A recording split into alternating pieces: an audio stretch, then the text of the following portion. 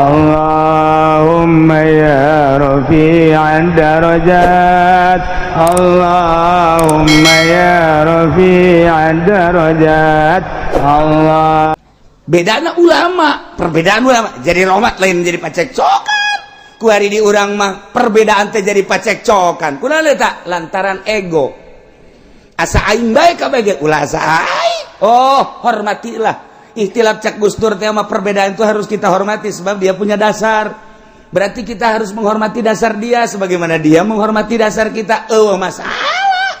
Pacekcok teh ngan di urang mah jadi masalah sebab naon aya ke Firaun-firaunan pan urang mah mana ke Firaunan kunaon sia teu nurut ka aing eta Firaunna ge urang mah ngaji teh lain titah nurut ka urang Allah geus sakitu ketika teu nurut ka urang mangga kadanan cara wali embung wauh jeung murid beusi naon beusi mere urang mah lain wauhan murid abeh mere pan blon eta sabalikna wali urang mah bantak jara rauh jasa urang mah jeung Allah nah wa antasumu khairul lakum wasa maraneh kabeh leuwih bagus ka maraneh kabeh in kuntum ta'lamun mun maneh nyaho berarti berbicara hikmah nyaho teu sih hikmahna puasa sehingga bagus jasa emang kumaha kitu hikmahna cek Kangjeng Nabi hikmahna laparan beuteung hauskeun hati leuleuskeun awak niscaya la nazara qalbuka ila Allah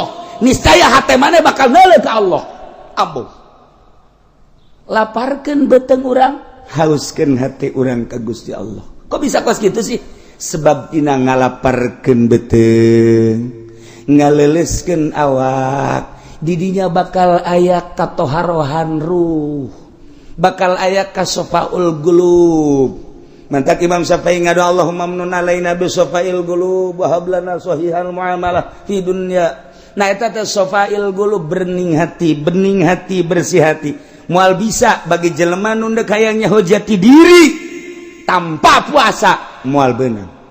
Puasa kelehkeun beuteung urang tina kadaharan ngajauhan watak hewan-hewan.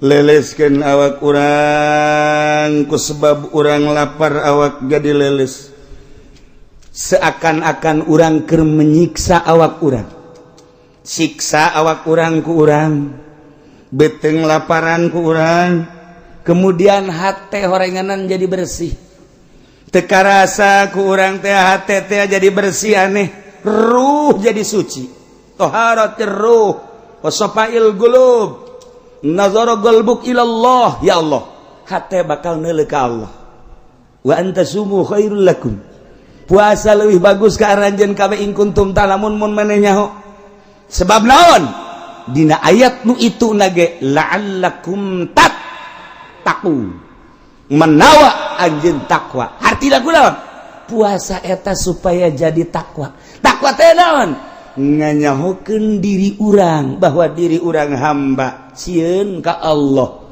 maka urang nuturkeun aturan Allah bakal akur puasa mah nu sugih jeung nu susah nu sugih puasa mah teu dahar teu nginum teu jima nu susah ge teu dahar teu nginum teu jima sugan aya perbedaan jang nu susah mah ti isuk-isuk ti subuh datang ka magrib jang nu sugih mah salantaran loba duit datang ka lohor bae jang teu akur wa antasumu khairul lakum in kuntum ta'lamun akur bae nu sugih jeung nu susah nomor kahiji nomor kadua bakal nimbulkeun talattuf tarahum sebab naon hate geus bening ketika urang sapoe dua poe ngarasakeun lapar awak leuleus hate beuki caang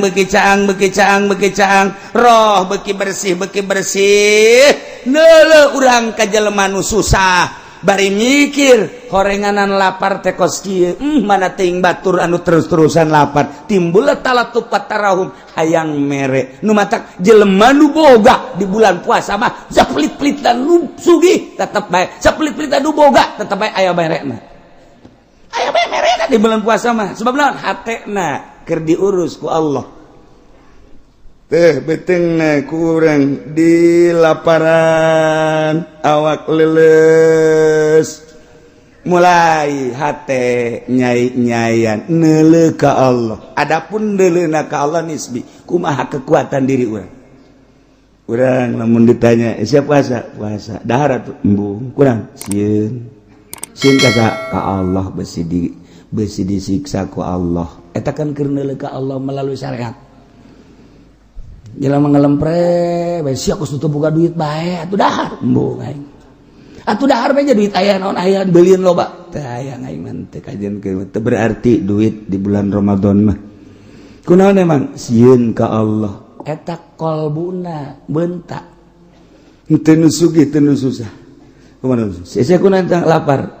Non kitu ngaranna nyang heue bae. Lapar. Emang kunaon puasa. Atuh meuli bae teu boga duit pantes atuh sia mah. Teu boga duit ieu.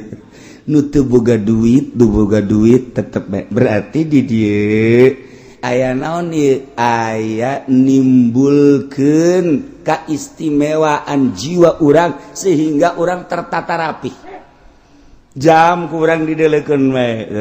Deuleu uluh kakarak jam 4 2 jam deui. Geus dihitungan bae. Neuleuh deui jam 5 sajam deui. Neuleuh waduh setengah jam deui. Gelas geus dikiekeun we gelas. Sia naon setengah jam deui diambean.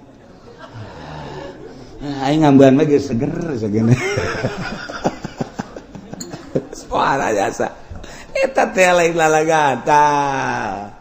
Jadi urang teh dididik, disiplin, nu sugih nu susah tersiplin ku ayana bulan puasa. Wa antasumu khairul lakum.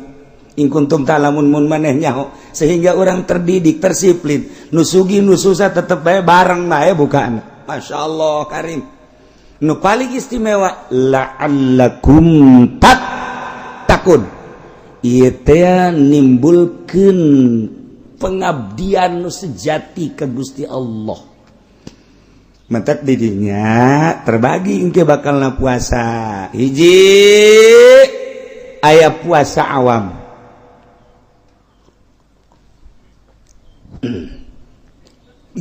Puasa awam teh hartina puasa sakumaha tadi. Berang teu dahar teu nginum teu jima sakikituna bae. Adapun nu lain mah teu milu puasa. Mata teu milu puasa. Celik teu milu puasa. Malah mah makin bulan puasa makin dicocokan nu make ka dieu teh tah. Naon ngaranna? Tuh pan sia mah nyaho je boga pan. Jeung osok.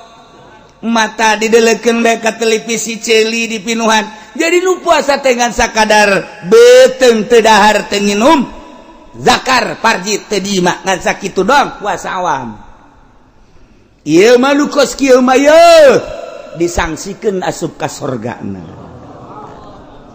Sebab ieu mah puasa teh pupuasaan. Can ka asup puasa nu kos kieu. Masyaallah. Okos nu munggah haji lolobana macan jara di haji. Sebab urang munggah haji teh ngan sakadar deuk neuleuh Baitullah doang, muteran Baitullah. Henteu nyahoeun makna daripada Baitullah. Baitullah teh di dinya teh bait Allah, rumah Allah. Urang teh keur jadi tamu Allah. Lamun urang sakadar neuleuh Baitullah doang berarti ieu haji zahir. Ketika urang boga rasa ieu teh ima Allah, batin urang kapanggih jeung Allah, maka sikap urang bakal pinuh ku adab. Ditatalah urang di hareupeun Baitullah kira kudu kumaha sebab keur di hareupeun Allah lain aja sosotingan. Beuh toap di soting kotrek. Datang ka imah tuh bapak lagi soting. Tuh apa tuh lihat tuh, bohara ngarendeng juga orang Pakistan, ada kan? Mending mula laki awewe deh, tinggal anak lah bapak pembina amat bapak ini, masa top sama awal orang lain? Iya bapak hebat ini jangan mah kur top kekikian, wah kayaknya bapak mah gila kali di sono. Maknana Baitullah berarti didinya aya Allah. Batin urang teh kapanggih lah jeung Allah. Lamun urang kapanggih jeung Allah penuh ku tadarru urang, adab dipetakeun. Ketika urang berangkat ke Arafah, di Arafah teh urang teh keur ditonton ku malaikat. Allah ngerahkan seluruh malaikat nonton ke jelema nuker wukuf di padang Arafah. Deukeun coba hamba-hamba aing cak Allah aing nu sangat deukeun urang keur ditonton ku Allah, ditonton ku malaikat. Kumaha perasaan urang ketika urang di harapan ku Allah. Lain zahir, batin urang teh keur jeung Allah. Kitu keneh ketika urang di Muzdalifah. Di Muzdalifah teh mulung batu. Urang teh seakan-akan dek ngalempar setan secara zahir nurutan Kangjeng Nabi Ibrahim alaihissalam. Padahal keur miceunnan zahir, keur miceunnan nafsu-nafsu urang, miceunnan dosa-dosa urang. Satu batu piceun ku urang, nafsu urang. Laum piceun bismillah Allahu akbar. Tek. Hawa piceun bismillahi Allahu akbar. Tek. Terapkeun zahir kana batin. Urang wudu ge lamun wudu zahir bae mah kieu-kieu bae. Tapi lamun dibarengan ku batin, zahir urang wudu, batin urang wudu. Zahir urang kekemu, batin urang kekemu. Zahir urang teh ka irung, batin urang ka irung. Zahir urang ka beungeut, batin urang ka beungeut. Zahir urang ka leungeut. Jadi ketika urang beres wudu, zahiron wa batinan, engkena bakal sieup ka deuleuna. Kitu keneh salat, salat zahir kos urang, salat batin nu mantak tanha anil fahsya'i wal munkar. Salat eta nyegah tina fahsya jeung munkar. Tapi kuari mah kan salat mah salat fahsya jeung munkarna henteu kacegah, berarti can salat. Encan salat lamun ki haji salat tapi ngridit keneh encan salat hakikatna mah. Sebab teu tanha anil fahsya'i wal munkar.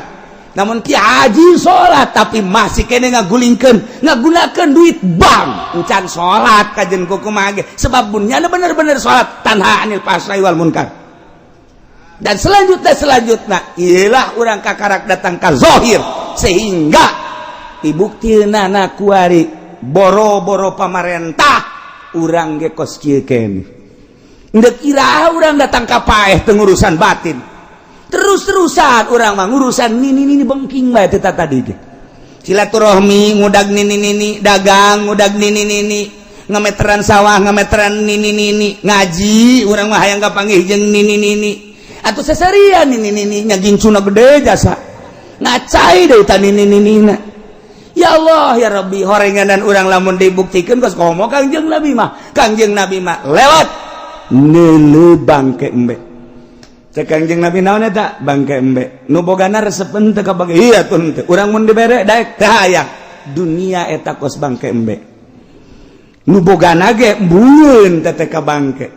Urang kuari lamun mudag-mudag dunia berarti urang mudag-mudag bangke. Urang lamun teu dikitu-kitu moal jadi norikoh. Urang mau norikoh teh boh justru hayang dunia. Kabeja ku batur torikot boh murid dikumpulkeun sia nu sugihnya ye. Ayo sumbang atuh mama ieu. Insyaallah. Yeun tarekat teh paruguh kuari mah. Tarekat teh miceunan dunia nafsu jeung setan, endahan ngagugulung nafsu jeung setan. Ngajilah nu mantak urang batin wa antasumu khairul lakum in kuntum ta. Lamun mun manehnya bahwa puasa eta leuwih bagus lantaran naon? Lantaran puasa teh ndek nempokeun batin urang ka Gusti Allah. Nu mantak Syekh Junaidil Baghdadi neangan guru datang ka ieu lain, datang ka ieu lain, datang ka ieu lain, datang ka ieu lain. Plek aya kapanggih guruna. Wah ieu. Barang kunyana ditaliti teu buka-buka puasana terus bae geus 20 tahun teu buka-buka puasa. Buka teh ngan sakadar lebaran tasrek lebaran tasrek lebaran tasrek. Cek Imam Junaidil Baghdadi ieu nu kaing kudu diguruan mah. Nyana asup ka dinya ngaguru. Terima biasa norekat. Beres tamat tidinya hayang puas boga guru. Neangan deui guru torekat teu kapanggih aya jelema masyhur jasa saat eta. Pohara jasa muridna ge ribuan, kamasyhuranana pohara jeung kacaritakeun ku batur teh jada teh ahli Allah, diintip kunyana teu pernah puasa dahar bae. Bingung cek Syekh Junaid teh berarti can usul ilallah nyana.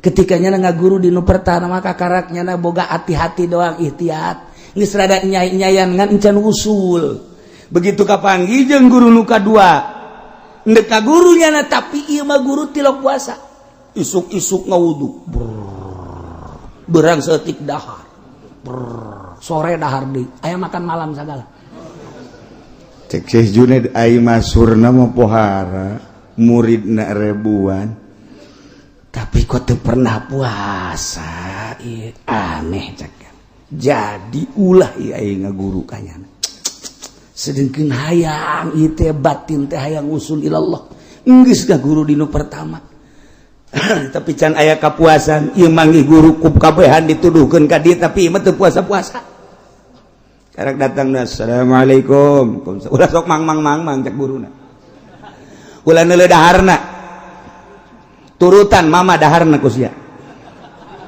nya geus kaget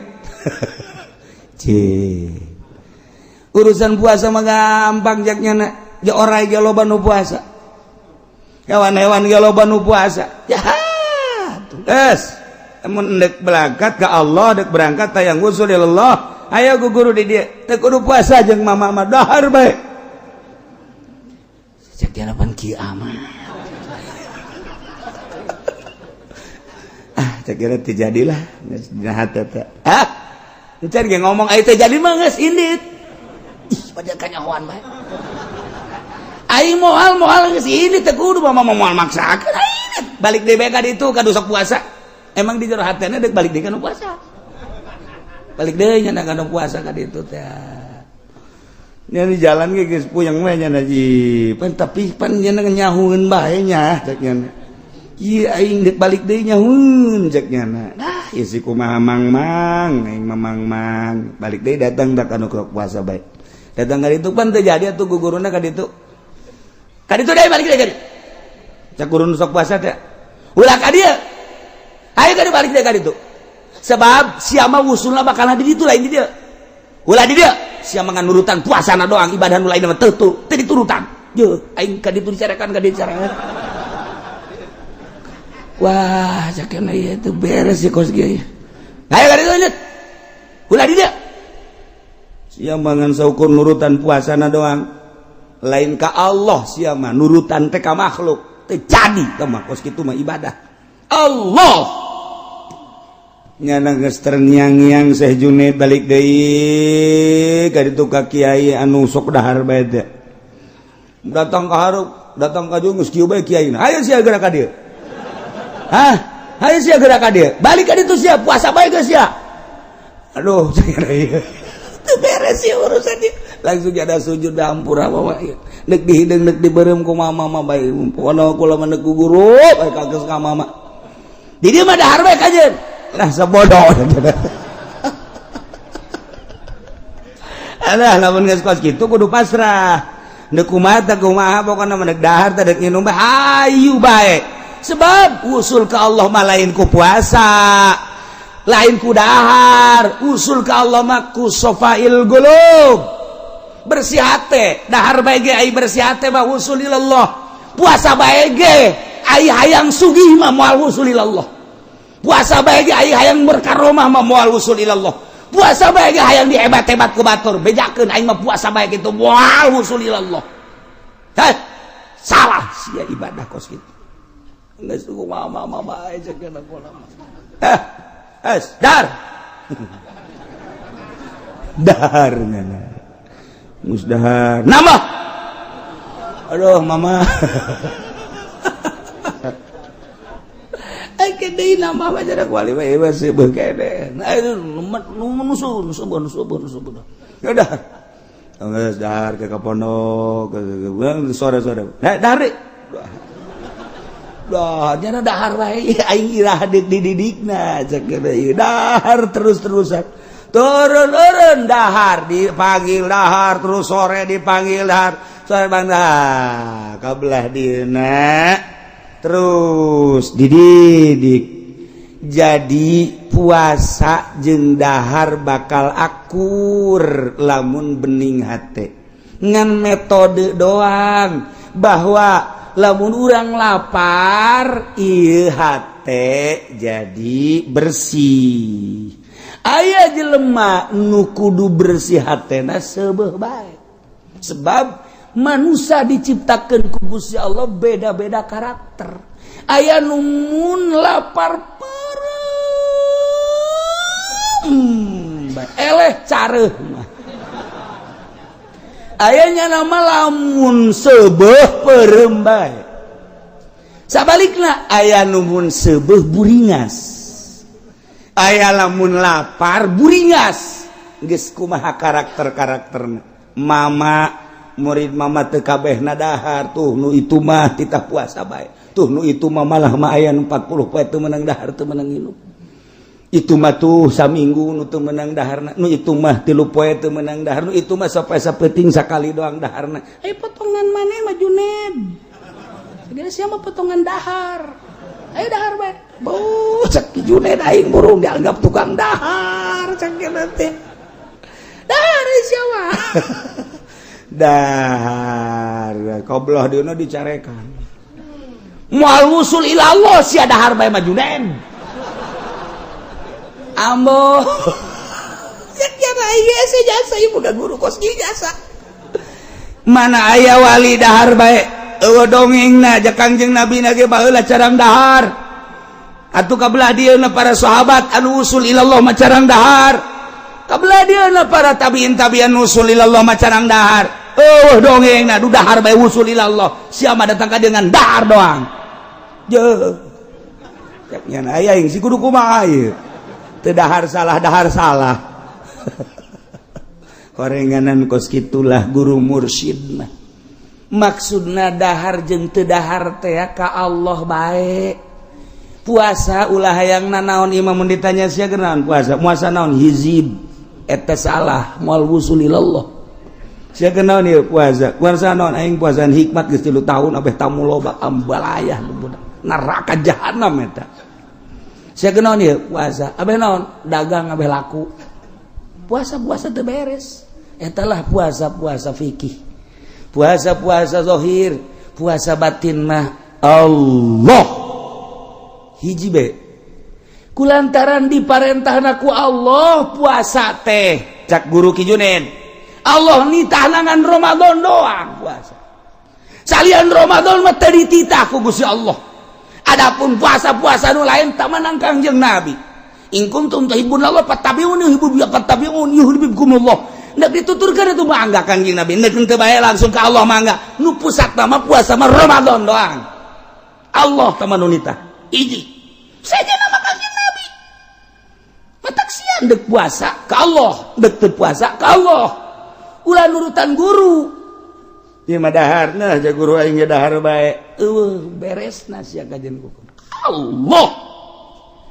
Ulah sok nurutan manusia, ibadah satungtung nurutan manusia, eta mah ngaranna ibadah zahir. Ibadah batin mah hiji bae Allah. Sia kajen guguru ka mana Juned? Lamun satungtung nurutan manusia bae moal wusul ilallah. Hiji bae Allah, puasa cak Allah, teu puasa cak Allah. Kukumaha ge cak Allah bae, ge geura tereh geura ge. Ge geura ge tereh ge. Hayo dipetakeun Syekh Juned teh anggap maneh teh keur ka Mekah Juned. Lamun ka Mekah teh kan kudu make pakaian ihram. Begitu datang ka Baitullah teh maneh teh kudu tawaf. Di dieu teh kan jadi tamu Allah ulah jadi tamu Arab. Tidinya maneh sa'i ka Allah karak cukur selesai tahallul. Yeuh awak maneh teh Masjidil Haram Juned. Tah qalbu teh eta teh Baitullah, puterkeun ruh maneh di Baitullah, jadikeun roh maneh tamu Allah di diri maneh. Ieu teh kabeh diciptakeun jangka Allah Juned. Sok lamun urang deuk ka Mekah mah jadi tamu Allah teh kudu make visa, kudu make kendaraan ka ditu, kudu make paspor, kudu make biaya. Tapi maneh mah hayang jadi tamu Allah sapoe sapeting bisa 600 bisa 360 kali kapanggih jeung Allah. Maneh jadi tamu Allah sapoe sapeting 360 kali kapanggih jeung Allah. Asal bisa. Sok berem sidakep cekel hate cekel golbu sok rasakeun bahwa di diri maneh teh di jero aya Baitullahan wa tahhir baiti lit taifina wal akifina sok bersihkeun ku maneh hate maneh ulah aya nu narangtung di jero hate tahhir baitia qalbu sucikeun lit taifin wal akifin war ruk'is sujud ulah aya duniaan ulah aya makhlukan ulah aya nafsuan bersihan toapkeun roh maneh di dinya moal kebal kapanggih maneh jeung Gusti Allah kira-kira teu kudu puasa deuk puasa mangga deuk dahar mangga beda horeng perjalanan batin mah urang mun kuari nyaritakeun puasa nu tadi puasa parentah Allah Ramadan melalui fikih tadi teh puasa umum kuari urang naik ka puasa khusus ilukeun raga urang puasa lamun tadi teu dahar teu nginum teu jima kuari raga urang pilukeun puasa puasakeun mata puasakeun ceuli puasakeun irung puasakeun sungut puasakeun leungeun puasakeun dubur kubul jeung suku sok milukeun puasa ulah sadeuleu-deuleuna ulah sadenge-dengena ulah saambe-ambeuna ulah salempang-lempangna ulah sacekel-cekelna sakumaha Allah ngainstruksikeun puasa puasakeun raga urang ilah puasa khusus puasa para sholihin urang lamun geus datang ka dinya bakal ngeunaheun karasana ku urang gerege puasa tah siapkeun ti kuari jang dapur abeh ulah kaganggu urang mana kade panggil ku urang pamajikan lamun urang mama sini sini duduk sini lamun urang lembur mah nyai kade nyai diuk di naon aki nyai jeung aki ieu deuk bulan puasa kakak hayang tentrem ibadah tah ieu mah urusan dapur pakaian budak didinya kabeh tah geus disadiakeun 50 jutanya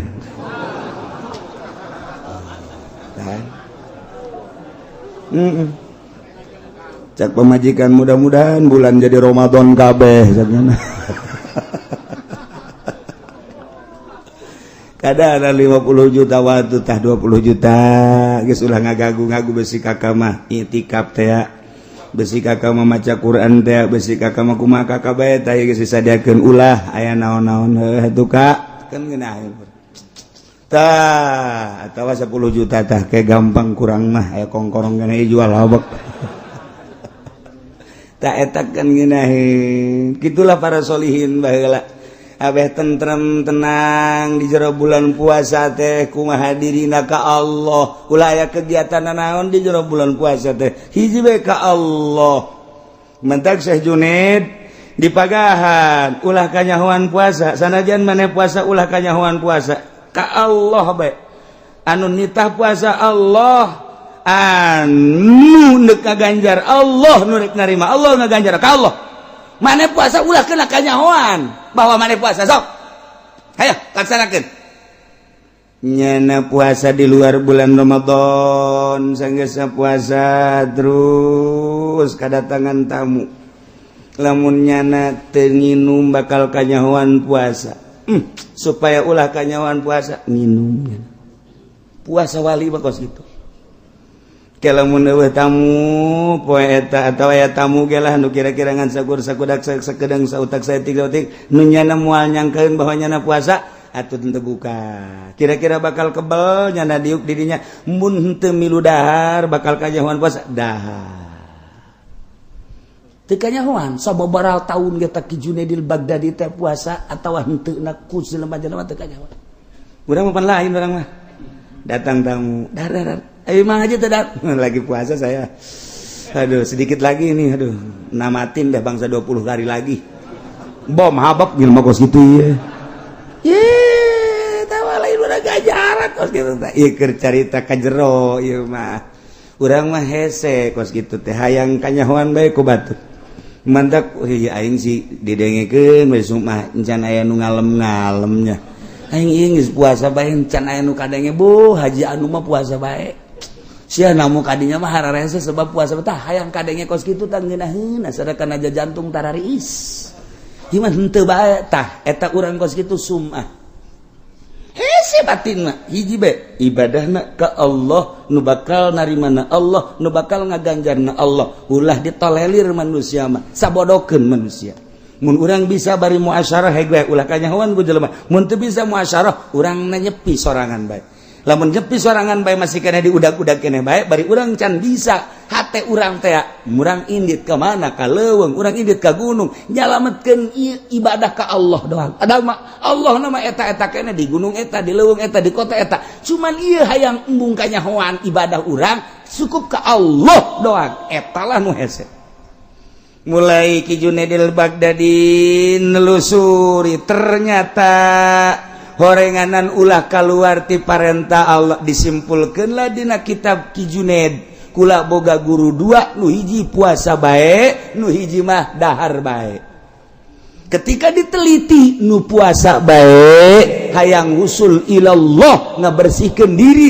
melalui puasa lantaran Kangjeng nyarita laparkeun beuteung hauskeun hate leuleuskeun awak niscaya maneh bakal deuleu ka zat Allah hate maneh puasa guru kula nu hiji dahar bae caknyana ulah sok nyeun ibadah dahar diparentah asalkeun ka Gusti Allah keun daripada urang puasa kemudian jijeunan ibadah tanpa diparentah ku Allah engke urang boga rasa aing mah hebat jasa padahal lain diparentah ku Allah asa diparentah ku Allah cilaka sia moal wusul ilallah nya nama dahar bae ka dituna artina dahar ge ilaha dibutuhkeun dahar ira dibutuhkeun nginum eta lah nu diparentah ku Allah ketika orang lapar dahar cak Allah kulu wala tusrifu ketika orang haus israbu wala tusrifu ketika orang tuduh sare etalah sesuai jeung perintah Allah asal urangna asa diparentah ku Allah usul duanana ilallah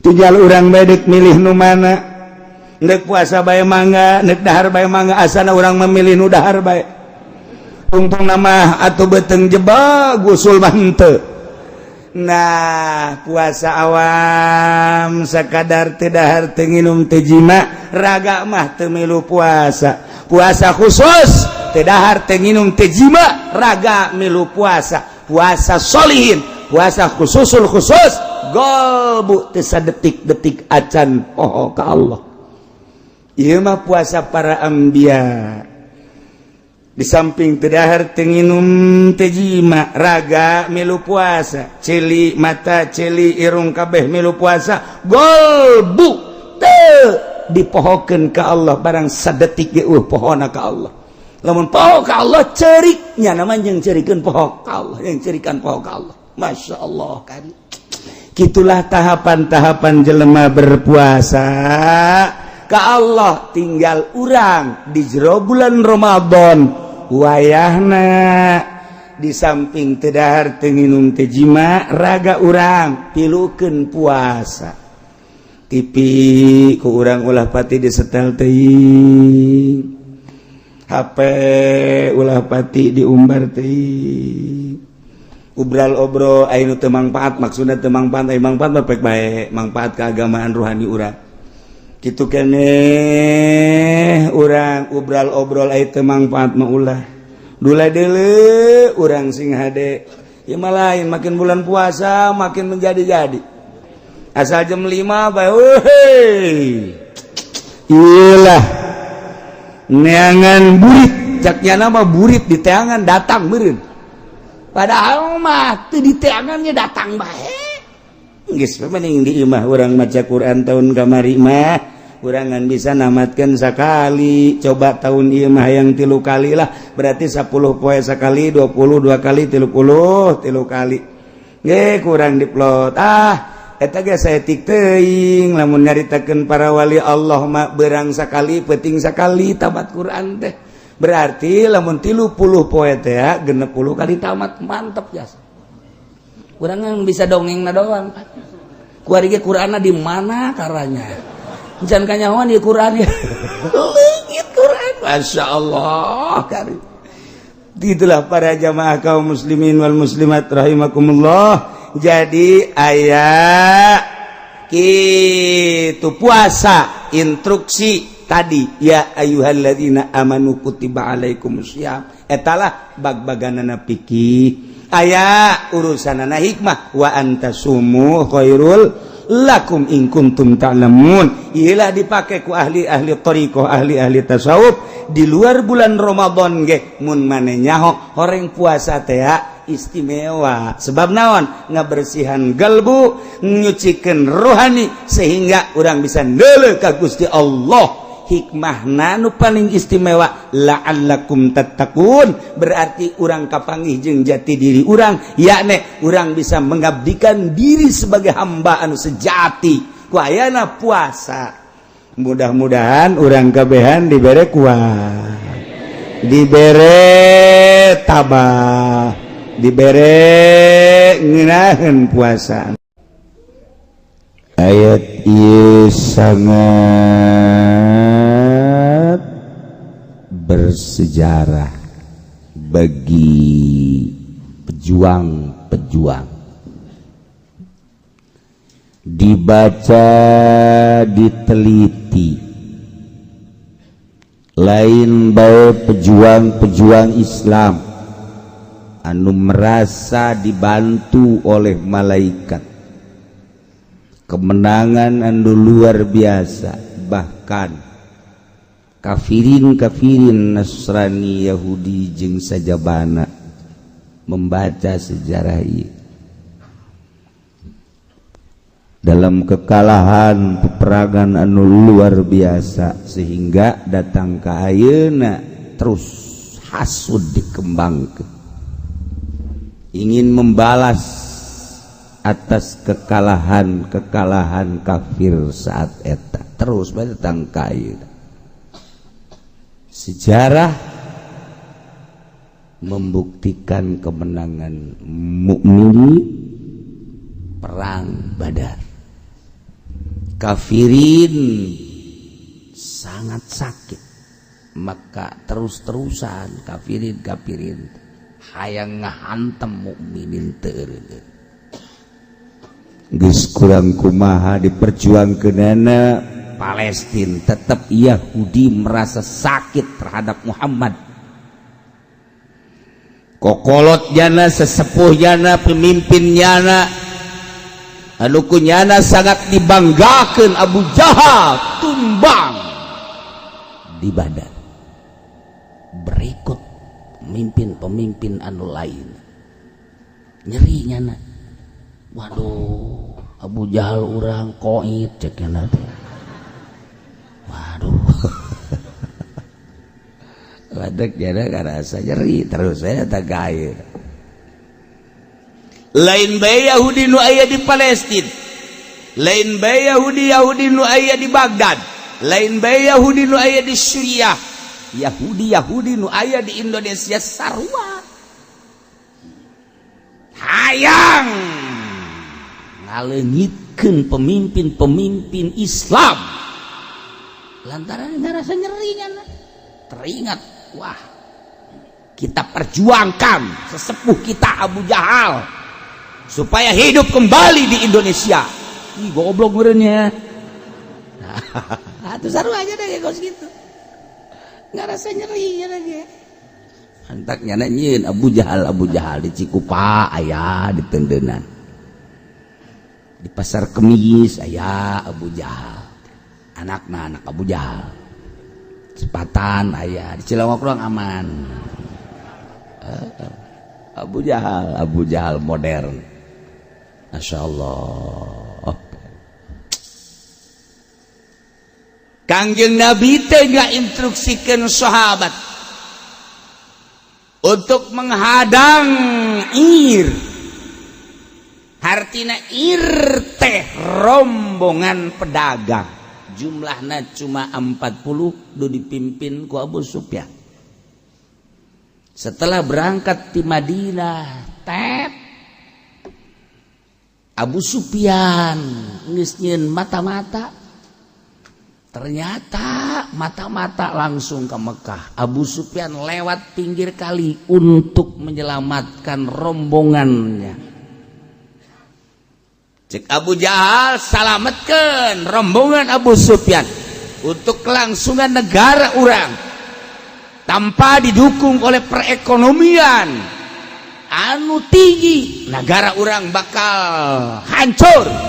Hiji-hijina kelangsungan negara Mekah adalah perdagangan anu dipimpin ku Abu Sufyan. Kalau sampai dihadang ku Muhammad, acak-acakan orang. Maka untuk mempersiapkan Mekah, mempersiapkan hadangan-hadangan Muhammad, siap tempur 1000 prajurit dikerahkan, seluruh prajurit di Mekah dikerahkan. Citu-cituna naik kuda, citu-cituna naik onta, berbagai perlengkapan perang, ya pedang, ya panah, dan lain sebagainya dibawa. Sabenerna mah, sabenerna henteu maksud perang, ngan sakadar besi. Iya, pedagang-pedagang dihadang ku Muhammad, kakarak orang perang, pasaling singan jalan. Kuari pedagang lewat basisir, salametlah datang ke Mekah. Abu Jahal beserta rombongan geus berangkat menuju Madinah. Setelah dicek ku Kangjeng Nabi, ternyata lolos rombongan pedagang, teu kahadang ku Kangjeng Nabi. Setelah teka hadangku Kangjeng Nabi teh didinya teh instruksi Gusti Allah Muhammad lain haju cicing anjeun teh. Lantaran ieu rombongan pedagang mah rombongan hanya saeutikan ngan sakadar 40. Tetapi itu rombongan anu datang ti Mekah 1000 prajurit dengan berbagai kelengkapan, kuda, onta, senjata, geus datang ka Badar. Kangjeng didatangan ku malaikat Jibril alaihissalam untuk siap tempur jeung rombongan prajurit 1000. Sementara Kangjeng Nabi ngan sakadar 300-an. Ge henteu bawa perlengkapan anu optimal. Lantaran ieu mah ngan sakadar deuk ngahadang rombongan pedagang. Tidinya lah mulai sahabat-sahabat ngarasa lemah. Kumaha urang menghadapi rombongan anu sakitu poharan. Masya Allah. Kangjeng Nabi ngangsongkeun permasalahan musyawarah. Aya 2 cek Kangjeng Nabi. 1 rombongan pedagang, nomor kedua rombongan Abu Jahal. Anu geus dipersiapkan dengan perlengkapan senjata jeung penunggang-penunggang kuda anu situ, berikut penunggang onta. Urang cek Kangjeng Nabi hanya 313, ulah balik deui ka Madinah. Pilih di antara 2, hanya sekedar rombongan pedagang nu ku urang bakal dihadang atau urang bakal menghadapi musuh urang anu 1000 sakitu parana. Ya kabehan sahabat Muhammad, ya Rasulullah, hiji bae pedagang bae misalian teh urang balik bae. Bahaya ya urang menghadapi eta, waduh atuh lain lalagan.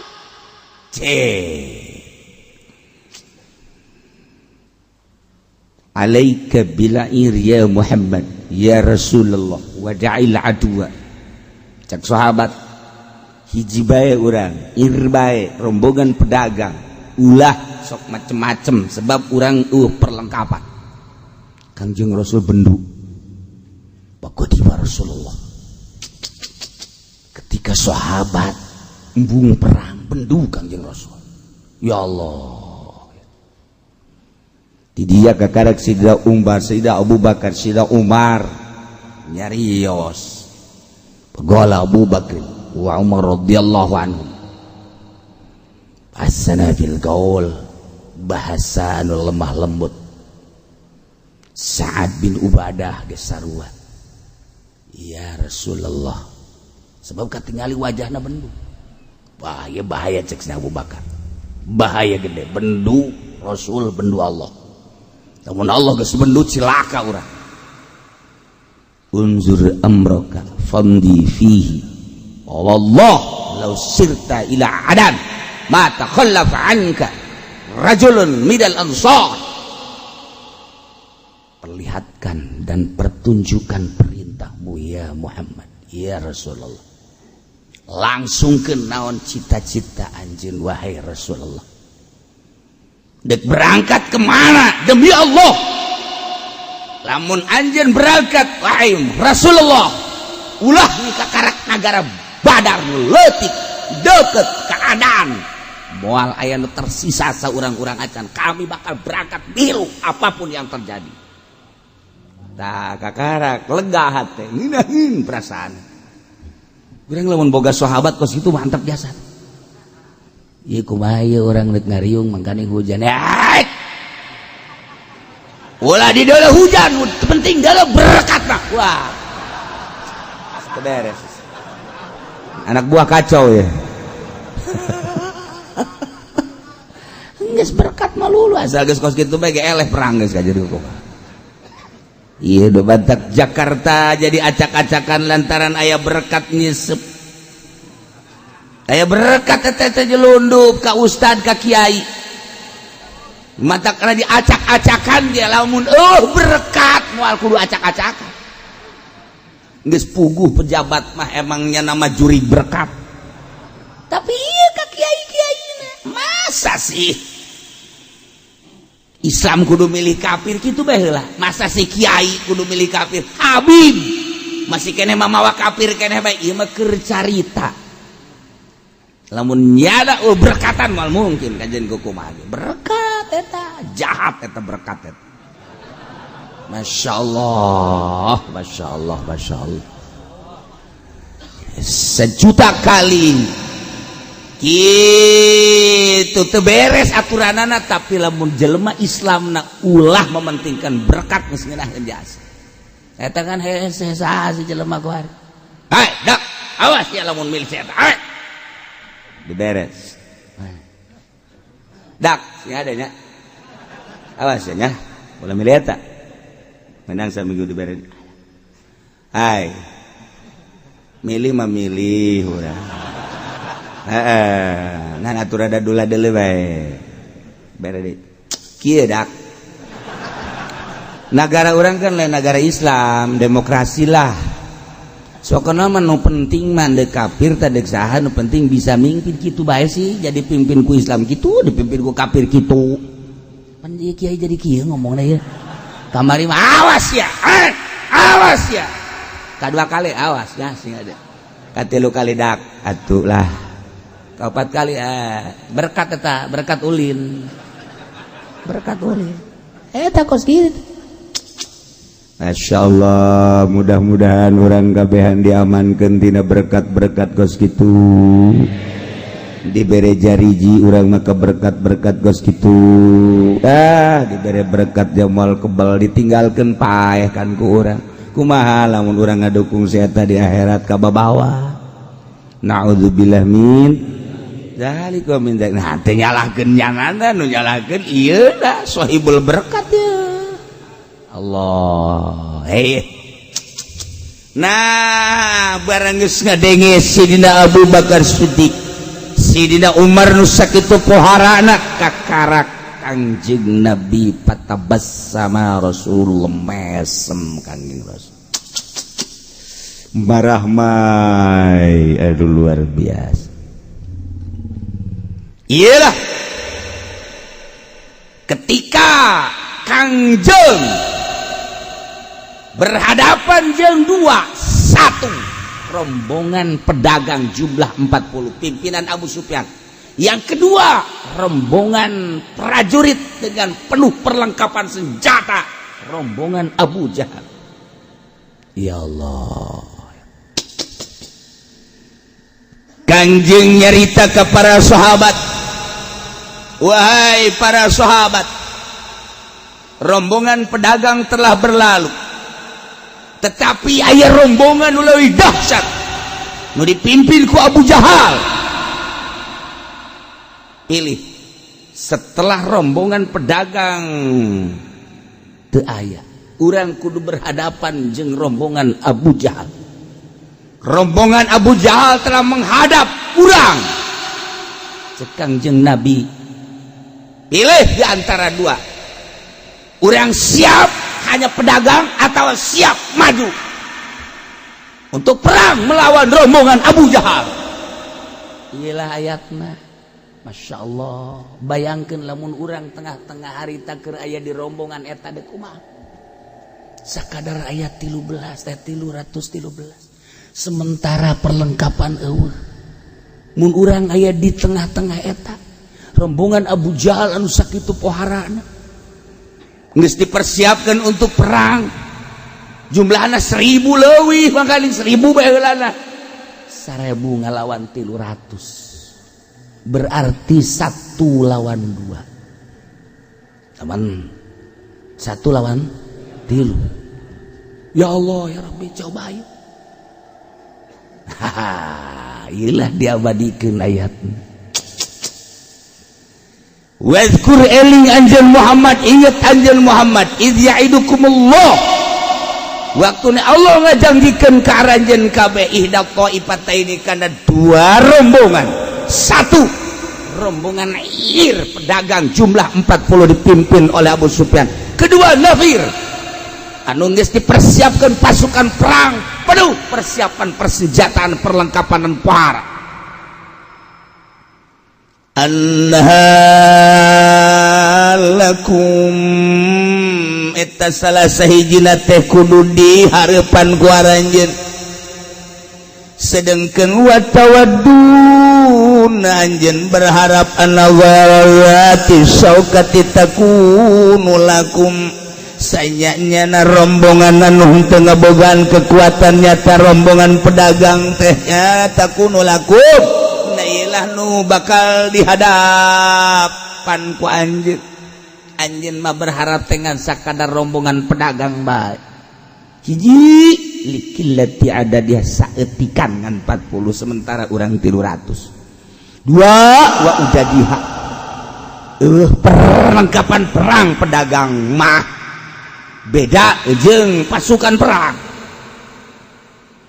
Tapi wa yuridullahu an yuhiqqa haqqa bi kalimati lain deui kehendak Allah.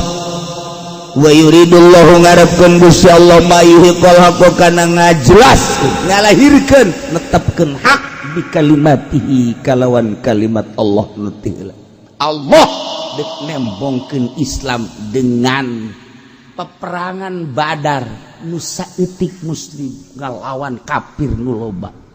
Jang contoh Allah kari dek ngabeakeun kafirin anu tersisa di Mekah. Dihareupan ti dijakan ribut sahabat urangan sakadar neuk perang teh ngalawan pedagang tapi urang ieu ku Muhammad ku Rasulullah ti tengah hareupan rombongan Abu Jahal. Kacau kahayang urang mangan sakadar ieu doang tapi ieu kahayang itu mah kos kitu amat. Dijalah musyawarah tetapi bulan siap urang hadapi rombongan Abu Jahal 1000 rombongan nana bakal dihareupan ku 300. Ya Allah ya Rabb. Cek Kangjeng Nabi dengan tekad anu bulat lain ku kuantitas tetapi ku kualitas. Lamun urang ngabogaan keyakinan iman anu tinggi ka Gusti Allah lain urang anu perang. Wa ma ramaita idz ramaita walakinallahu harama. Urang ngabalangkeun lain urang nu ngabalangkeun tapi Allah nu ngabalangkeun. Ketika dikenakeun lain ku urang nu ngenakeunana tapi ku Allah. Boro-boro eta cek Kangjeng Nabi. Kalapa ragag, korma ragag lain saragag ragagna kahandap teh ku Allah. Eta kalakai anu geus garing di luhur potong ku Allah ragagna ge ragag ku Allah. Ketika urang boga keyakinan bahwa leumpangna urang nang Allah, gerakna urang gerak Allah, ngabalangkeun panahna urang nang Allah, Allah maha segala-galana saha nu jauh sakali ngabalangkeun ieu padah teureun eureun cas saha nu jauh ngabubat babet pedang urang teh ieu dibantuan ku Allah nu urang teu jauh kege turun malaikat der ngabogaan tenaga energi di luar kemampuan urang kakarak sahabat ai kitu mah tuh mantap kan urang ge lamun eleh urang sieun ge ngandalkeun urang sakikieuna tapi lamun urang geus di luar kapasitas urang boga kasieun urang boga kabogoh kemudian kabogoh urang telepon bae kudu berangkat mangkaning jam 9 peuting liwat kuburan rada maribis kan urang aya biasa sadar mah sieun aing ka dinya kuntianak aya di dinya momonon aya di dinya pocong aya di dinya tapi dengan tegat anu bulat demimu sarwiti enggak sawah nu di deuleut kuntilanak tinggal kuntilanak pocong tinggal pocong gas minggir sia kabeh eta setan ge sieun heuh aya setan rajana liwat teh setan ge sieun eta ge masyaallah nah ieu nu mantak para waliullah nu mantak kok bisa kuat eta cicing di leuweung boga keyakinan anu luhur wanian amat eta Syekh Maulana Hasanuddin Cicing di luhur Gunung Karang lantaran boga keyakinan anu luar biasa wanian amat eta teh Syekh Kal Sunan Kajir Jaga Cicing di sisi kali tahunan boga keyakinan anu tinggi eta mah para wali-wali Allah ieu urang kuari hudang tek ti peuting kemudian mandi wudu tengah peuting poek mungkleng batur saat lelah sarare urang hudang bila perlu urang berangkat ka makam terus urang takorub di dinya kon teu sieun sih kasieun sebab nu di deuleu asal kabayar hutang wah tah lain ibadah deui bae ingat aing daripada aing boga hutang ke ku polisi mendingan aing maca sholawat bae geus dimakan caknya nama sholawat bisa mayar hutang meureunana tuh hutang mah kudu duit lain ku zarah ieu mah boga hutang zarah salah hutang mah dagang ngajual sawah bayar lain di makam ge bae kudu teh getol amat hayang kabayar hutang ya ieu budak mal kebal dirantai budak ge salah jarah baik minta berkahna supaya jalan tuh masalah tapi nungguan duit ke geruduk ti dia mana orang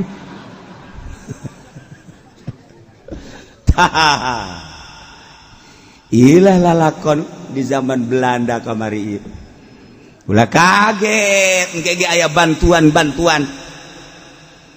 ya nu puasa bae mah geus jelas tambah dibantu ge lantaran emang ti awalna ge boga rencana ieu kan zaman Belanda aya nu ngadadak dibere cai cek gagah disuntik pelerna cek gagah eta geus kararitu ngadadak aya nu datang ka ruhuna tah cekel ku sia gagah lamun memang endek dibere kemenangan urang kege aya bantuan ti Allah anu urang naget daun gitu ngaranna teh di luar nalar urang kaget urang iya tuh terus bae kos kitu datang ka kuari kukula lamun dicaritakeun selama perjalanan ke Jakarta demo pertama demo kedua dan demo ketiga eta teh aya lalakon unik perubahan di negara geus sabaraha persen moal caritakeun apakah berubah ieu teh kepala negara pemimpin berubah jeung henteu na insyaallah ke di akhir kukula bakal dicaritakeun ku mau malwaka heula kumaha kekuatan ABRI kekuatan polisi kumaha di polisi teh kekuatanana emang solid apa henteu saat ieu setelah ningali pergerakan jeung kahareupna dibaca bakal kumaha jeung kumaha hehe atuh lain lalakon sakieu ge encan tarurun encan masih kene mararendem kene mendem atuh Ki Podoli encan keluar sekali keluar innalillahi lah keur dideuleu sebab naon wali Allah mah teu sambarangan kudu aya irodah Gusti sebab salat nage henteu asanyana berangkat kos kitu nage ulah asanyana kudu aya perintah ti Gusti Allah lamun geus perintah kakarak lamun can perintah doa biasa bae ke lamun geus perintah kakarak ulah disangka ewa kumaha gitu di Indonesia lalakona di Belanda teh nu dikaji lain kehebatan orang Indonesia tapi nu dikaji teh ieu mistikna ji orang Indonesia mah bisa halal liber teh diakui ku dunia ditembak ngebul haju paeh teh diakui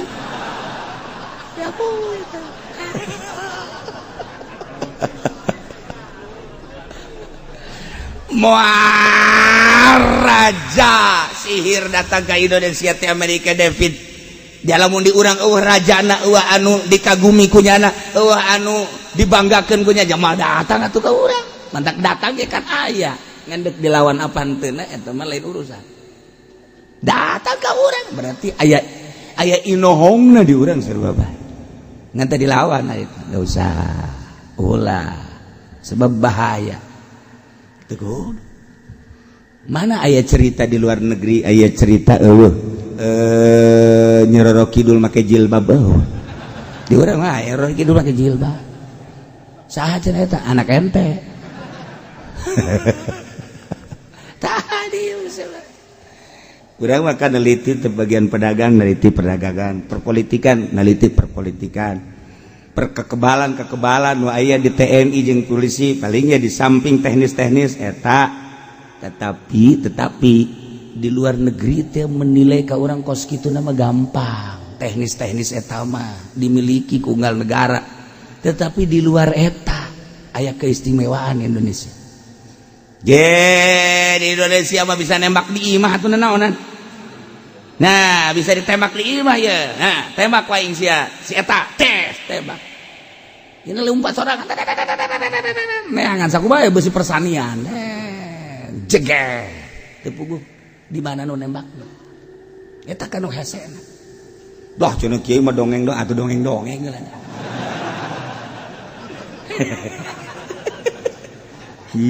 itu siapa aya atuh aya kading ieu Indonesia mah rajana teh Banten raja di Banten teh aya dua kekuatan hiji maung nomor kedua orai lain lalaga kuari keur ngaringkuk bae orai di Gunung Garang ayeuk eta buntutna jeung huluna lamun nyana hudang tah Banten teh katutup kabeh mun nyana hudang tek hulu jeung buntutna teh ngahiji lain sa Gunung Garang sa Banten tek bari nyana geus kakarek hudang doang aya naon emang ceng nyana teh rame amat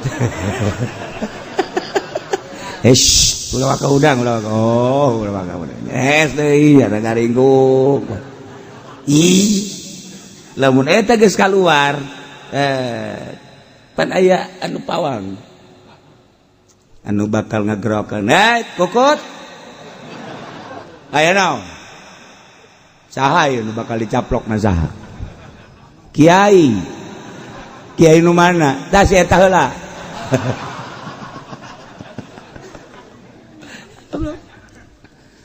laile masih kene sebab di urang mah baheula teh kan bentukna kerajaan sedengkeun hiji-hijina kerajaan inget kerajaan Yogyakarta tumbang Surakarta tumbang berbagai kerajaan tumbang inget Banten teu pernah aya sejarah tumbang tidak ada sejarah tumbang Banten apakah tumbang Banten aya masih kuari teh masih solid kerajaan Banten pokoknya asal geus udang kau mana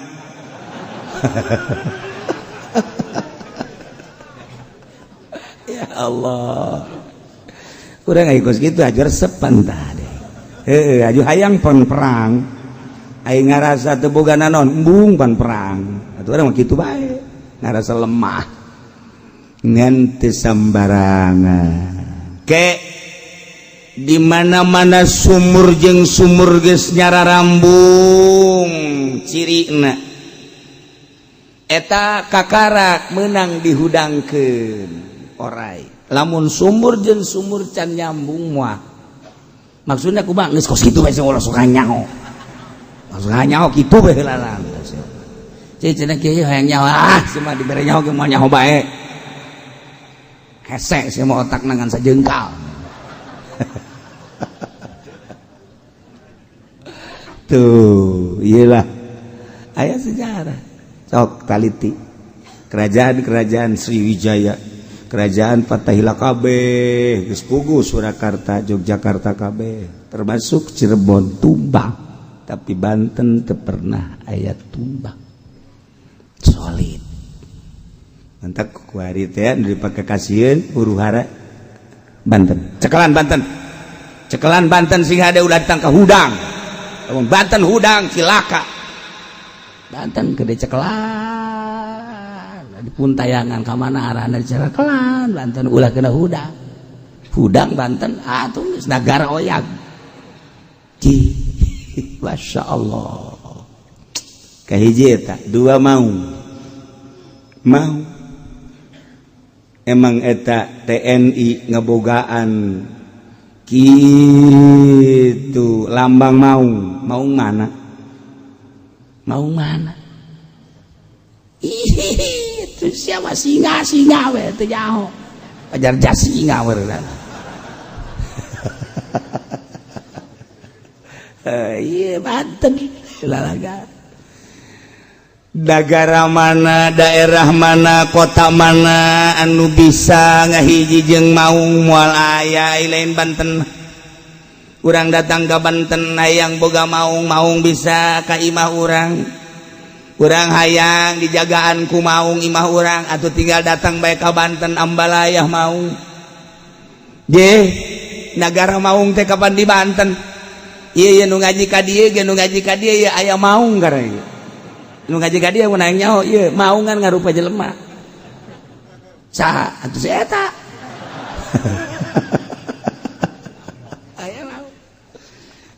urang ngobrol kan jeung nyana sugan teh jelema mau ji geus datang nyana kumaha cenah kiai leg-leg bae ish urang leg-leg mau aung teh bisa disambat di Banten ngahariji jeung manusa maung teh di Banten teu tumbang kerajaan Banten masyaallah karim iya udah ngomong-ngomong maung di Banten waduh sing ade si aya maung tah jelema anu diajak ngobrol ku urang teh tah sugan teh lain maung wah orangnya maung ji tuh bantak sing ade geus bugu aya maung di Polsek Polres eta mah iya bau loba iyalah Banten cekelan bari teu beunang hudang Banten cilaka Banten lamun hudang aya keneh lamun aya jelema make iket bajuna hideung calanana hideung ha si ada eta anu bakal ngondang maung teu sambarangan dia lemah tuh kos gitulah carita negara ieu teh terketahui ku orang luar negeri. Belanda sangat mengetahui, Amerika mengetahui kekuatan militer nama teu sabaraha Indonesia, tapi kekuatan etana. Sebab sejarah teh membuktikan ketika orang perang jeung Belanda henteu gegeraan 300 tahun teh ngahaja. Lamun digegeraankeun harita teu bisa, tapi henteu sebab eta urusanna politik.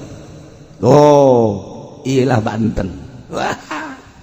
Banten asal awas dia ku aing. Wah, eta asal geus ngomong awas dia ku aing. Aja dibere aya japuk tenang. Wes tenang. Ya Allah daya wa tawadduna aranjeun kabeh mami karesep nikah hayang pengen sakadar ngalawan nu teu boga kakuatan ya rombongan dagang tapi wa yuridu Allah mangharepkeun ngalahirkeun haq dengan kalimat-kalimat Allah nek ditembongkeun kagagahan Islam wa yaqbada birul kafirin Allah dek ngamusnahkeun ka akhir para kafirin dengan tumbangna Abu Jahal tumbanglah kafir. Masya Allah karim lihiqal haqqa wa yubtilal batil maksudna Allah betepkeun kana hak yakni Islam wa yubtilal batil dek ngahapus batil yakni kufur dengan mudah Allah walau karihal mujrimun sanajan musyrikun mak embungeun tumbang kakapiranan sanajan musyrikun jeung mujrimun mah embungeun lenyap kebatilan tapi ketika Allah menghendaki gampang mudah. Urang berangkat atau teman demo mah lalagaan mah tapi lalagaan kan jadi sorotan dunia anu diperkirakan bakal 1000 2000 tapi ternyata jutaan manusia sanajan TV ngajelaskeun cuma sekian ribu sekian jutaan eta nang saha ngagerakeun buat lain jelema kabeh bae lamun geus digerakeun kabeh wah tuh Jakarta pinuh Tangerang pinuh kabeh ngagejebur ka kesedane kabeh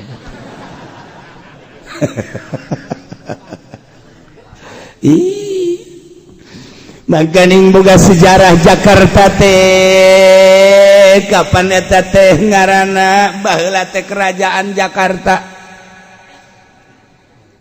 Banten teh kerajaan Banten Jakarta teh mangkaning dipimpin ku Banten sapira Jakarta mah ngan sakadar kalapa naon tuh Sunda kelapa leutik kerajaan Jakarta teh ngan sakadar Sunda kelapa tapi Banten mah kerajaan internasional New Zealand Belanda Inggris Arab Cina India datang na ka Banten kabeh Sunda kelapa maletik mantap Jakarta kajian kena acak-acakan tapi lamun Banten geus sudah dibenteng ku sadane Cisadane teh lain sakadar ngaran biasa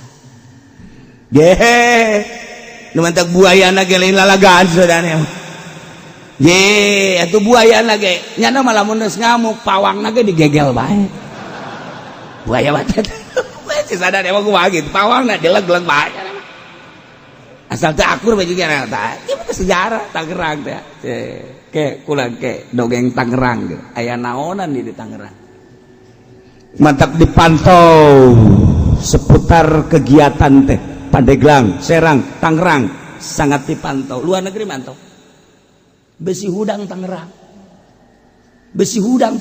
ieu Cisadane teh boga sejarah benteng Cisadane teh bentengan Banten teh negara anu pinuh ku bentengan dua bentengan hiji bentengan lohir kadua bentengan batin benteng lohirna geus diacak-acak untuk diteliti ku berbagai mahasiswa baik mahasiswa dalam negeri maupun luar negeri untuk mengetahui sejarah benteng diacak-acak sakadar benteng lohir benteng batin masih kain aya mantap lamun dek liwat ka Banten teh kudu boga opat salam hiji di Cikande eta kudu salam Cikande tah pas perbatasan Tangerang Serang eta di kudu salam assalamualaikum orang Cikande beres cak nyana waalaikumsalam edan sia iya geus kos kitu bae anu boga sejarah mah pasti kitu urang Cirebon, Jawa Tengah, Jawa Timur dek ngadu jeung urang Banten lewat Cikande laas ilmu kabeh saha bae Cikande Oke, kukula dibahas ngaran Cikande teh naon eta Cikande. Lewat orang di Cikande masuk kota Serang kudu salam deui. Assalamualaikum, atut. Salam jakana. Aing di dieu di jero ya. Salam deui. Serang juga sejarah itu Serang. Masya Allah. Terus asup lewat kota Serang masuk kota Banten salam deh. Begitu orang datang ke kaca-kaca Banten kakarak salam. Ketika orang keluar di Serang salam deh. Lantaran di dieu loba nu ngageguh seantero Pandeglang, Rangkas Bitung, Lebakat, Caricing di dieu. Banten teh ya lamun zahir mah kuari geus acak-acakan, batin mah masih kayak matak loba nu zarah ka Banten leungit diris budak letik mah kolot leungit, Masya Allah teangan saminggu horeng kawin. Aduh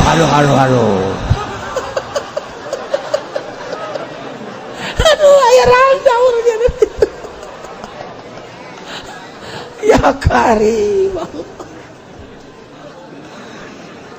Lah ikir cerita perang Badar.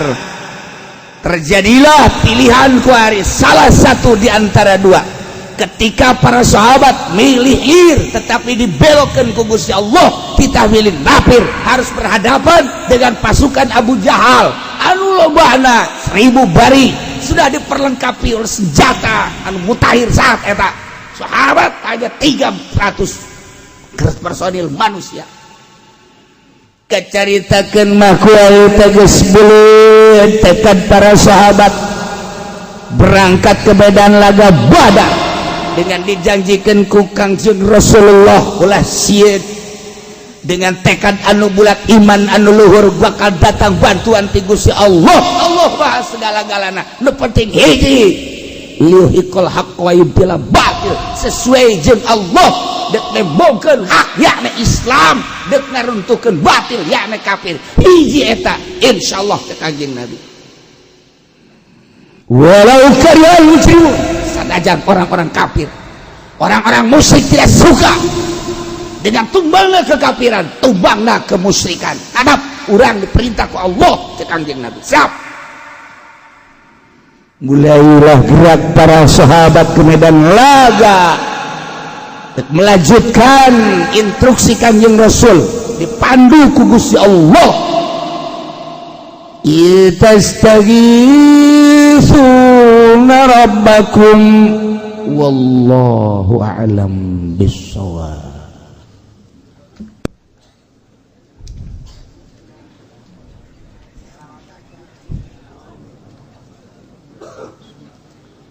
A'udzu billahi minasyaitonir rajim. Bismillahirrahmanirrahim. Wa Tirmidzi lan ngariwayatkeun sapa Imam Tirmidzi. Ibnu Umar saking Umar anna Rasulullah ing satuhune Kangjeng Rasulullah sallallahu alaihi wasallam. Golaiku ngucap Kangjeng Rasulullah idza masyat ummati. Tatkala lumaku sapa umat ingsun al mutawta kalawan gumede wa khadamatsum lan ngaladen hum ing ummati abnau Faris, apa pirang-pirang anak Faris, warum lan rum salatul syarau, maka bakal ngalindi apa pirang-pirang kang alane ummati ala khiyarihim ing atase pirang-pirang kang becike umat.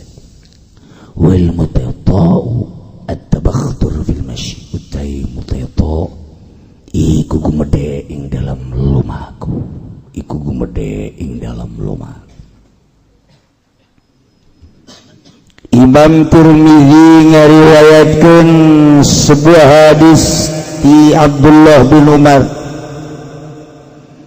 bahwasanya Kangjeng Rasulullah sallallahu alaihi wasallam kantos nyarioski idza masyat ummati, di mana lempang umat kaul al mutayta iman gumede edeg diperintah ku Gusti Allah wala tamshi fil ardi maraha tetapi ieu mah lempang teh asaing jabatan aya di aing kakayaan aya di aing gagah aya di aing lempang teh geus pokona mah ngabayangkeun jelema teh ieu lamun ngahalangan dibeli kabeh jeung hulu-huluna eta jelema edeng kitu ngaranna asas gelempang aya nu ngahalangan awas ya ce ulah kitu sia karanjang sia jeung siana dibalik wae jelema bau parah itu geus teu meunang katoel teu meunang kagesek kalangkang nage geus teu meunang dilengkahan poharanya weh teu ku edek-edek da pohara tah jelema masyaallah kan wah di mana geus lempang umat kaula model kos itu gumede wa qadama sum'abna uparis warum diladen ku anak-anak orang Persia diladen ku anak-anak orang Romawi eta teh ngalambangkeun manusia-manusia anu henteu bener muslimin mukminin diladen ku kafirin turunlah di Persia Romawi Rum yakni orang-orang kafir geus ngaladen geus di mana-mana di negara pejabatna lempangna geus araredeg gumede asaing sia mah teu boga bintang deuleu di aing mah tuh di dieu 3 di dieu 4 jumlah 7 bintang aspirin dele balok sia nah ararede gempang teh lain lalagan gumede nu kayana gumede pejabatna gumede pertahanan polisina gumede TNI na kitu kene ngomong paluhur-luhur geus teu kawadahan kiaina ge sarua bae silih tangtangan kiaina ge lu bener kabeh ge deuk milu ka mana ieu urang milu ka kiai ieu kieu milu ka kiai ieu kieu kok persepsina jadi berbeda sih kitabna akur Al-Qur'an tapi berbeda berarti kan aya japuk-japuk anu nyelap di jero hate itu berbeda deuk ka mana ieu urang kok dibawa kikieuanan ieu teh nah nang tangan kiai jeung kiai silih tangtang ustad jeung ustad silih tangtang edeg ngaranna lempang teh geus henteu asli munafik kabeh diladen ku para kafirin Nasrani ngaladen tah dibere ku aing sia Yahudi ngaladen tah dibere ku aing sia orang-orang Persia nu kuari meureun Iran ayo ngaladen sadaekna tah nu penting kembangkeun minimal ulah ngembangkeun kahakan ulah ngembangkeun hak Persia jeung Rum teh geus ngaladen yakni orang-orang kafir teh urang teh dibabawa ku urang kafir manyari tanu dibabawa ku kiai aju kiaina aju sasalaman cium tangan goblok bin tolol bin oplo bin kudu masuk ya Allah teh si kasaki kituna teh si kiai di mana Qur'ana di mana hadis naon hartina Qur'an jeung naon hadis hartina hadis atuh ya Allah ya Rabbi murikak bulu henteu nyalahkeun ka haritanuna nyalahkeun ka tangkorak kiaina garoblog teh ye cenah kiai atuh lamun politik mah lain kitu leg-leg ku sia politik awas di akhirat sia paling dia tongtong sia ye cenah kiai ge can pugu ai ge bae can pugu komo sia goblok tungtung nama urang gelut bae jeung nyana ya Allah ya Rabbi jadi karuah ye cak Kangjeng Nabi di mana umat kaulat di berbagai kalangan geus puguh pejabat geus puguh pertahanan geus puguh eta mah nu boga kakawasaan yeuh deui rakyat lagi umat kaula teh kabehan lempang geus arerede gumede diladenan di hadaman ke orang-orang kafir di Romawi Persia geus engke bakalna sallatashararuhum ala khiyari bakal ngelehkeun anu jararahat nu garorengna umat ngelehkeun nu balalanger kiai bakal dicaci maki santri mah geus teu dianggap jelema pajar monyet punyana umat anu beragama make kopea bakal dihina punyana lantaran kaedegan jeung kagumedean dihadang ku jana dihadaman ku kafir-kafir bere duit diberek fasilitas dan lain sebagainya geus bakal ngelehkeun kejahatan kagorengan kanu bararagusna moal dianggap atung teh lamun urang ngadenge kamari ieu bakal disensus kiai-kiai dek dinaonkeun kiai disensus ulah anu nanya kiai kumaha lamun kiai disensus dolos aing mah teu berkepentingan engke cenah kiai teu meunang dakwah ngeunaheun aing meunang dakwah ji eta mah ibadah sorangan bae engke cenah umat kumaha ya atuh sabodo teh mikiran umat teuing atuh aing bae cepen cenah kiai kitu amat aing mah kitu bae riweuh aing mah ngadengena Kipu Doli mah deuk disensus embungeun nya mah waduh cenah deuk dibere sertifikat engke sertifikat ka kiai beus teu meunang sertifikat nya na aing mah meunang teu meunang geus sakieu bae cenah aing mah teu meunang sertifikat aing geus teu meunang cenah teu meunang dakwah moal aing moal dakwah moal deuk naon tu dakwah eta cenah teu meunang cebong atuh teu dakwah mah teu meunang duit nah iya mendingan dikirim orai pacok iya mendingan geus memeh sertifikat mendingan orai dikadieukeun leg-leg tara we jadi itu dakwah mah makin herit makin mantep dakwah hayu sabisa-bisa urang di Kangjeng Nabi ge satu menang dakwah toela satu menang ngomong lalauna urang balik deui ka dieu kajeun cenah ditembak syahid aing ye di akhirat nu nembakna di keteangan gue nya jahanam bagian lo kiai di mana no sono Firdaus ye hayu sia jadi rela Allah mah teu kudu sieun-sieun nah cenah urang ke bakal tung ieu teu menang dakwah mah teu menang sertifikat mah teu menang dakwah teu menang oh masalah Jumat cenah engke lamun teu menang sertifikat mah teu menang aya jadi imam teu menang jadi khatib atuh masalah pere atuh Jumat hese amat sih karena kiai yang mendapatkan sertifikat tidak hadir maka Jumat lebur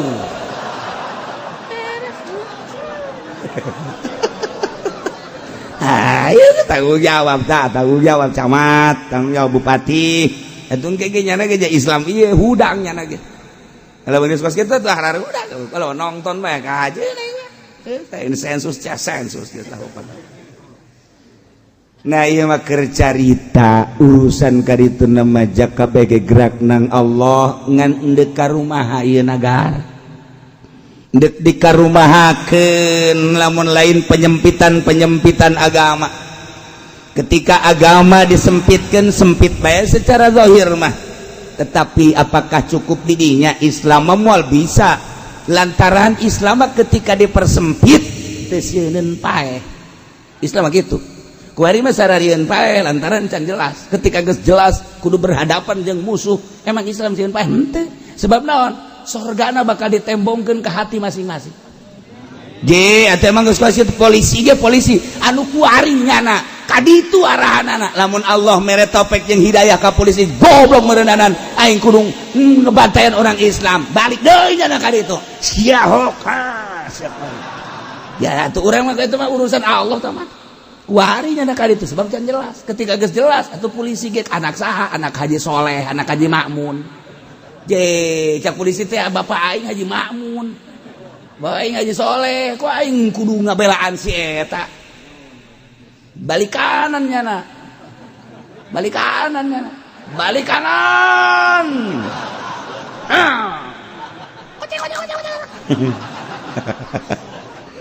atuh kuari mah kajeun deui eta mah urusan Allah tah mah ka ditu ge ka ditu nama atuh je atuh urang lamun ningali itu polisi nu saroat loba keneh abri nu salat ambalayah keneh ulah sieun-sieun heulana setiap jelema salat berarti menghadap ke Allah jadi polres ke masjid aya bagus di masjidna polisi ge asal neuk ngiuhan bae ka masjid aya salat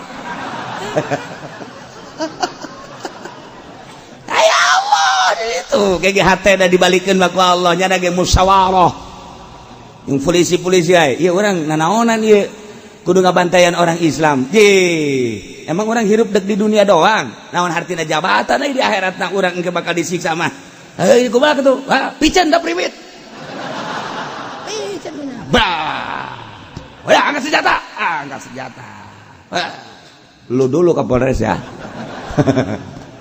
eta mah urusanna geus ka ditu mah rahasia Allah geus acak-acakan mah agama emang kumaha gitu kuari mah encan atuh biasa bae ulah sieun-sieun aya nu ngageter-geter paling kiai kuna sieun cenah kudu bisa perang aju kunahan gun ngaji teu kudu pereh ngaji ge cek ai siap perang sieun pereh ngaji pereh tolol ngariung embung mah ngariung teu cenah salat ge sampir teu kiai tolol ya kiai borangan dia tetep kiai ulah teh biasa bae sih masyaallah ulah biasa bae kumaha gerak Allah engke ge saha nu nyaho tah seperti itu rahasia Allah ya polisi nu salat ambalayah keneh kuari nyana masih keneh encan jelas engke jelas abri gitu keneh geus jelas lah je atuh saha nu daek ka neraka sih atuh nyana ge mikiran polisi ge nya aing nembakan jelema muslim atuh aneh ka neraka geus balikan cek nyana encek-encek ditembak ku nyana hayo tembak tembakan beak encek kabeh hei lu nanya pak polisi kok nembak encek sorga aing kok eta teh ditembak teh sinci eta mah kabogoh aing wah polisi bang beres sih polisi ayo kolot ditembak budak henteu Masya Allah nah iyalah carita urusanana gerak Allah subhanahu wa ta'ala keges kalut batu Allah nu ngagerak-gerakeun kuari mah tenang-tenang bae heulanan urang ulah kapancing ku ieu ku itu hayu bae nu ngaji nu salat nu dagang aktivitas urang biasa bae ulah riweuh ku perkara anu encan kanyahoan di polisi ge sarua bae tenang-tenangnya ge malalikir abri malalikir urang komo matung geus bae urang tenang serahkeun segala-galana ka Gusti Allah subhanahu wa ta'ala ngan ieu doang ye dimana umat kaula lempang geus gumede asa aing boga jabatan boga kakayaan boga wilayah jeung sajabana kitu kene rakyat asa aing kemudian geus diladen ku para kafirin nyana geus ngadam kadinya geus kadituna bakal dielehkeun nu bener bakal dielehkeun ku nu jararahat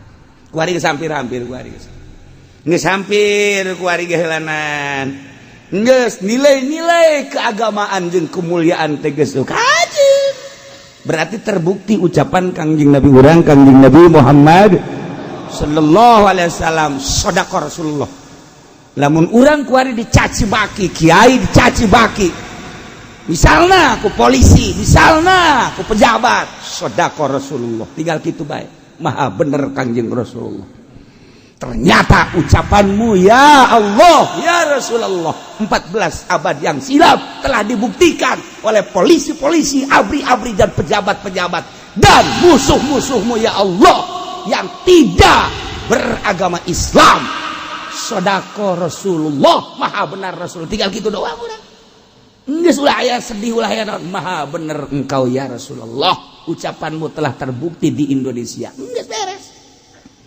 aja urang ngalawan nah, tenang bae sih lah engke orai dikirim oke kalpas ulah sieun engke ge aya nu boga kuncina asal geus nyana hudang we orai kikiplik